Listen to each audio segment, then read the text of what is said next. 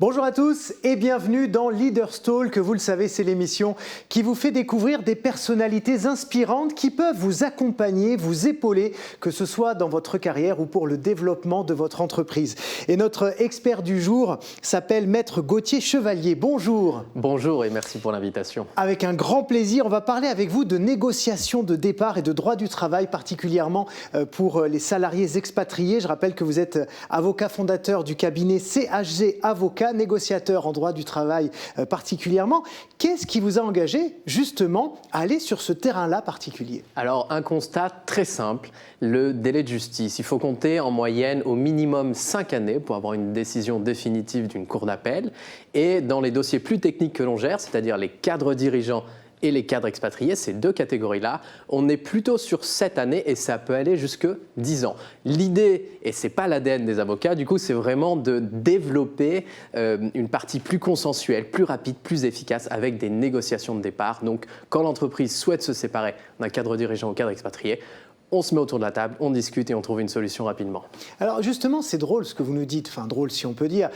Les salariés expatriés, on peut penser, on peut croire qu'ils sont un peu plus protégés que d'autres, de par leur statut et de par leurs fonctions, qui souvent sont des fonctions assez haut placées. Et en fait, vous avez l'air de nous dire que pas du tout, ce sont des salariés, finalement, comme tous les autres. Exactement, et même au contraire, ils sont dans un éloignement de la France, donc ils sont isolés des ressources humaines, ils sont dans une situation contractuelle très délicate parfois, et donc ils se retrouvent dans des situations à la fin de l'expatriation qui sont difficiles. Quand on pense à une expatriation, souvent on ne part pas pour 3 ans, on part pour 3, 5, 10, 15 et la plupart du temps c'est 20 années en expatriation. C'est un projet de vie, hein ? C'est un projet de vie et on change de pays. Et donc au bout de 20 ans, imaginez bien qu'en France plus personne ne se souvient véritablement de vous, il n'y a pas vraiment de poste pour vous et donc c'est à ce moment-là qui est le plus fragile entre guillemets et la plupart du temps, mais ça peut-être qu'on y reviendra après, les cadres expatriés lorsqu'ils ont entre 55 et 62 ans, c'est ce moment de faiblesse parce que l'entreprise et la culture française veut qu'on les fasse sortir,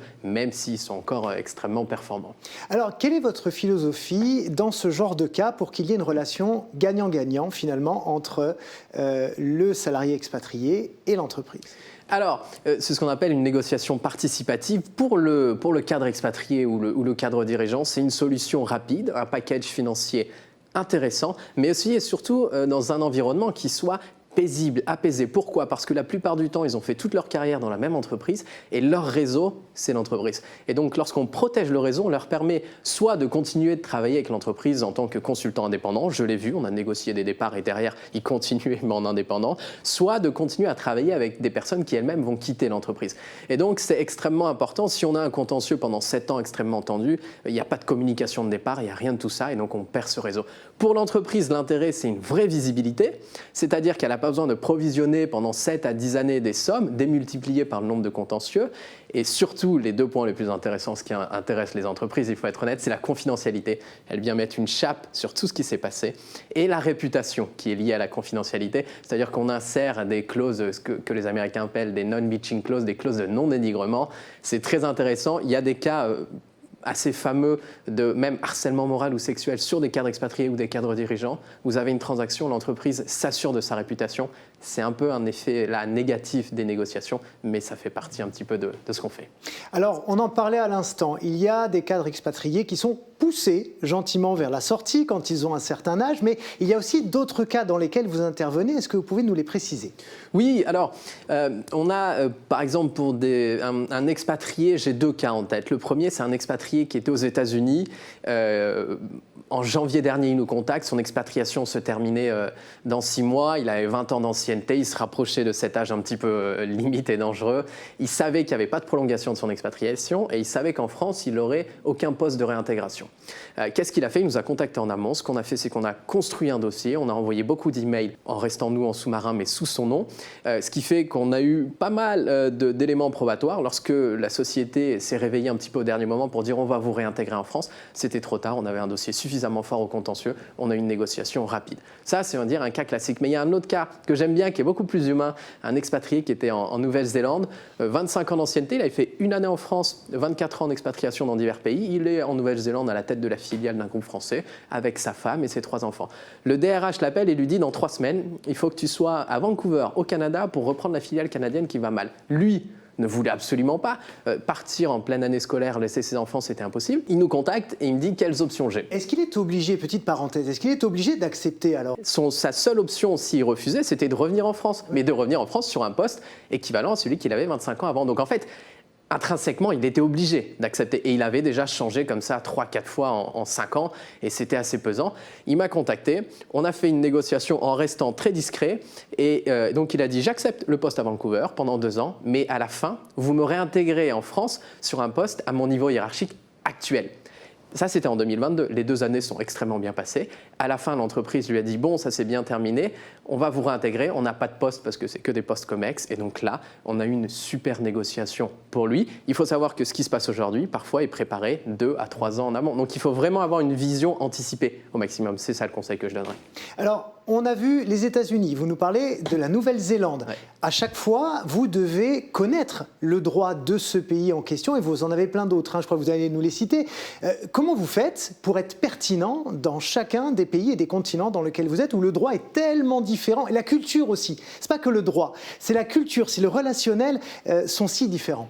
Alors, je pense qu'il faut être conscient de ses limites et c'est là où on est le plus performant. On est compétent en droit du travail français, en fiscalité française et en fiscalité internationale. Très bien. Pour le droit du travail, c'est la partie la plus intéressante. Il y a une émulation intellectuelle qui est assez extraordinaire. On a pu se pencher sur le droit du travail marocain, assez intéressant, au Kenya, au Brésil, de culture française, quand même. C'est la culture française qui a développé le droit du travail au Brésil. Et puis à Singapour, c'est aussi assez intéressant, mais moins fort. Et dans les pays anglo-saxons, on s'y intéresse, mais le droit du travail est assez éphémère. Donc États-Unis, Hong Kong, ça va assez vite. Par contre, là où on n'est absolument pas compétent, c'est en fiscalité locale dans ces pays-là, parce que si l'expatrié reste dans le pays, il faut gérer toute sa fiscalité. Et là, on se rapproche de conseils et d'avocats qui sont sur place. On a le cas en ce moment à Hong Kong, un expatrié qui a un contrat local de droit hongkongais avec une clause qui applique le droit français, quelque chose qui est absolument ubuesque, qui est une erreur assez magistrale de l'entreprise par ailleurs. Et donc là, on a mandaté un cabinet d'avocats hongkongais parce qu'il faut être conscient qu'on ne peut pas faire prendre de risques à nos clients et donc il faut splitter chacun ses compétences. Si vous deviez nous dire quel est le pays avec lequel il est le plus difficile de négocier? Quelle est la culture la plus complexe et peut-être la plus différente de celle que nous connaissons? Alors, ce qui est intéressant, c'est que ce n'est pas tant la culture du pays qui va influencer, mais la culture du groupe, de l'entreprise. Parce qu'en fait, à chaque fois, in fine, lorsqu'on négocie, on négocie avec les DRH de l'entreprise mère qui est située en France. Je peux vous dire très clairement que dans le BTP, il y a certains grands groupes, c'est plus que compliqué, c'est même très limite. Dans l'automobile, avec la mutation du marché, des grands groupes français, c'est quand même difficile. Et après, il y a quand même d'autres sociétés qui ont vraiment une dynamique assez intelligente et assez participative. Donc c'est plutôt cela. On n'est pas nécessairement confrontée en fait à la culture locale, elle influence, voilà, mais à la nôtre. Mais en fait, elle influence le droit local, mais nous, in fine, c'est plutôt notre culture et la culture des entreprises.